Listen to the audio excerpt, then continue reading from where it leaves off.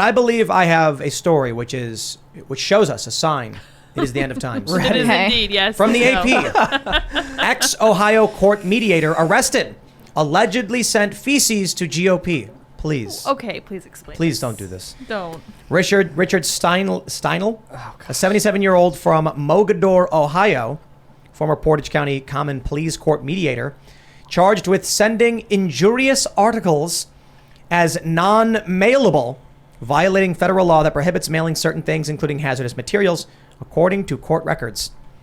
It carries a maximum prison sentence of 1 year and a $100,000 fine. People have lost their minds. That's disgusting. Now, I do think stuff like this probably happened all the time with people doing weird stuff. There was also this video of some woman mailing her period, I guess, to like the Supreme Court. Right, after Roe. Now, here's the funny thing. She may have staged it because she films a video and then it's like it jump cuts around. And she may be thinking like, I want to actually do it. That's gross. But by making that video, which she doesn't understand, is that you'll still get charged. Yeah. There were people when they That's were... a bioweapon. Yes. Well, it doesn't matter if you mailed it. If you show yourself doing something that implies you did, they have to go and check every mailbox.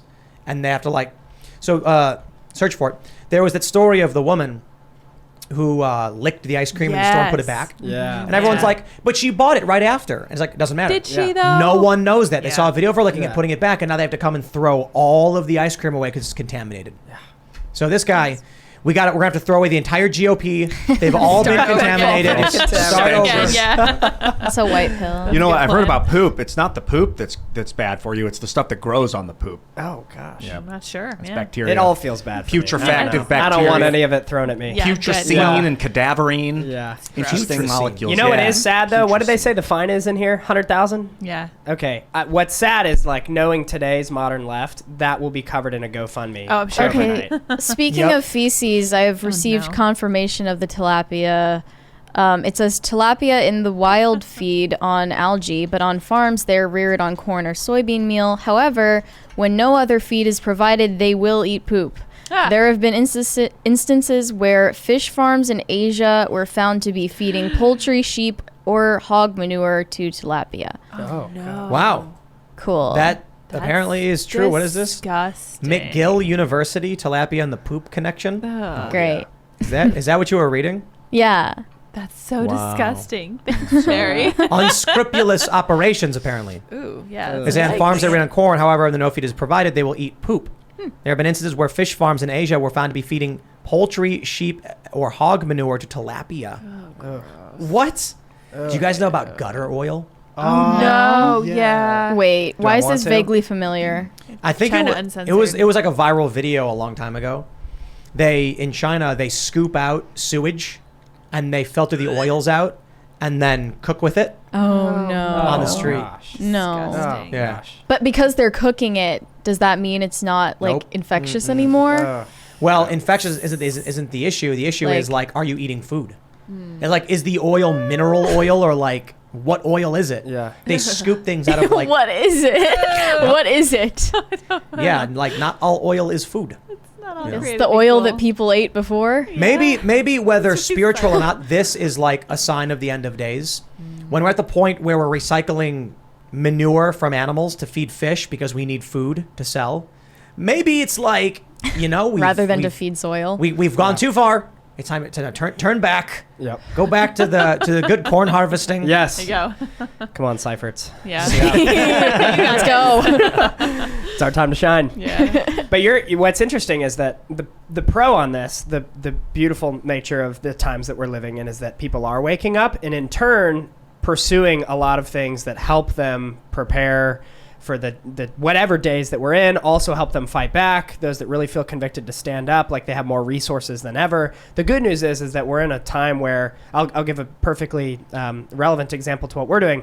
On our platform on Public Square, publicsq.com, if you want to check it out, there's a group called Front Yard Farms. There's like a community group where all these people, and it's one of our most popular groups on the app right now, because it's all these users that are coming in together that want to learn how to grow their own food. And it's grown by the thousands in the past few weeks. And that's really neat because what it shows to me is like, okay, there's there's really an ownership that individuals are taking over their own existence.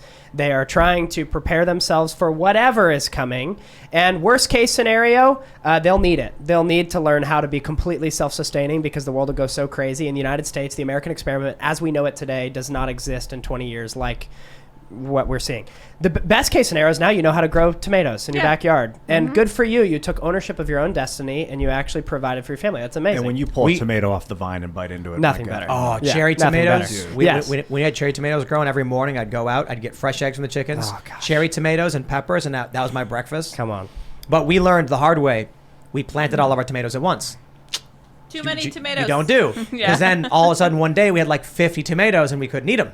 You're supposed to plant one, wait a week, plant one, wait Or a week. can them, yeah. Or can them. I don't think we're in the end days. That phrase comes up sometimes. But for every one of us, these are the final days because this is our life. Totally. There will always be an end to our life. So every individual can talk about it as if this is the end because you only have this life. But we mean kind of like the end of this era. Yeah.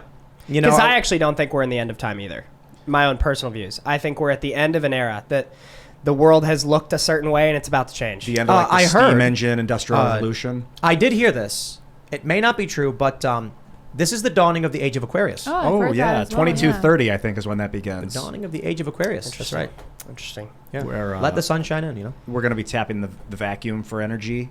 Dude, do you guys know seed bombing? You ever heard of seed bombing? No. They retrofit C-60 bomber planes. Oh, yeah. And they pack them with seeds, like tree saplings, and they fly over like deforested areas and just drop hundreds, millions of seeds. They don't Okay. plant nearly as well as doing them by hand, but they can drop magnitudes more of them. And they said they can plant like 1 billion trees per day. That's Wow. Levels of terraforming. It's going to be funny when in like 30 years they're like, we got to cut trees down. There's just too many. There's no more carbon dioxide in the Competing with us for atmosphere. the carbon. We need the carbon. Yeah. Dude, we're going to be able to mine and burn carbon and then grow trees. Remember we're gonna do it when- on Mars. Remember when they said to not use paper bags because it was bad for the forest and to use plastic? When I was a What? kid, that was the big thing. Yeah, They they were like, stop using paper bags. They're tearing the forest down. Use plastic. Then like they were like, stop using the plastic bags. Start using the paper bags. They're getting pollution everywhere. And it's like it's like for every problem you think you're solving, you're making a new one. Well, Right? that's a great point because San Diego actually was a national case study, which is where I live, San Diego. A few years ago, they made plastic bags illegal formally at the city level in San Diego. And what ended up happening is that the trash that homeless people would leave on the streets in San Diego got exponentially worse. And not just trash, but also like their own human fecal matter. And we tried to figure out why. Like, why on earth is the trash just so exponentially greater than it was even 6 to 9 months ago? And they tied it back to that policy. What used to happen is that homeless people would put their trash and their feces in these plastic bags and would throw it away. But now you have the scenario where you took away their access to plastic bags. And so the alternative is that we have trash and feces flooding the streets. Wow. And so you don't realize with foresight how these decisions are going to impact you 10 years down the road. Solar panels is another perfect example. You guys have Michael Schellenberger on. Huge fan of Michael. Read Apocalypse Never if you never have. Fantastic book. But Michael talks about this all the time. When they go and recycle these solar panels, they go and put them in impoverished communities in Africa and the land, and then it pollutes water supplies. Like, we don't think about how the windmills will affect eagle populations. We don't. So you think you're helping something, and in turn, you're actually causing a really detrimental effect. Yeah, I was telling you before, wild. I've been working with this company that pulls carbon dioxide out of the air and then converts it into graphene. And the problem that can come out of that is that we start pulling too much carbon out of the air and then we start killing off all the plant life. But thank God I thought of that now. Hopefully, we'll be able to mediate and make sure that isn't a problem that is created from the mining. I think it was funny we mentioned the other day when the wind turbine started leaking oil. Yeah. And then everyone was like, huh? What do you mean? Yeah. It's like they use I thought oil. they don't do that. Oil, yeah. Yeah, they need oil. They got to lubricate it, man. Yeah, and not just to maintain them, but to produce them in the first place. Of This course. is the challenge with I don't know how you solve our political issues. We have a great government. I mean, not literally today. I mean, a system of government was devised by the founding fathers, which was quite brilliant, but has devolved into some chaotic nightmare. And what happens is you get a politician who's like, doing stuff is hard. Saying things is easy. That's right. And so they're like, we gotta have green. Green is better than brown or gray or whatever the cities are supposed to look like. They want the green initiatives, not the machine initiatives. And then what ends up happening is they say, we're gonna build wind turbines. And everyone says, that sounds good. and then it costs more to do. Does The sound return nice. is insufficient, and then people think they're doing better, but they're just spending money. Cars is a good example. One theory going on right now is that the big push for electric vehicles is simply because they're trying to save the auto industry. A huge portion of the U.S. economy is based on cars. People don't buy cars anymore. There's too many. There's so many cars, and they're getting better and better, and they last longer, and people drive less. Like, what do? Electric vehicles. Now we're going to get rid of all the gas ones and go all electric. That's convenient because it helps keep the gas for, machinery and things like that, more industrial use cases. But I think it's likely a big component is just make electric cars, because now everybody's buying up all the electric cars, and they're hard to come by, and there's huge demand. Yep. Economics. Yep. Not environmentalism. Yep. Thanks for checking out this segment from the Timcast IRL podcast. But if you want to check out the full show live, tune in Monday through Friday at 8 p.m. And if you want more special access content, head over to timcast.com and become a member. Your membership helps sustain this company, keep our journalists employed, makes this show happen, and you will get access to exclusive members-only segments of the Timcast IRL podcast, and there's a massive library to check out.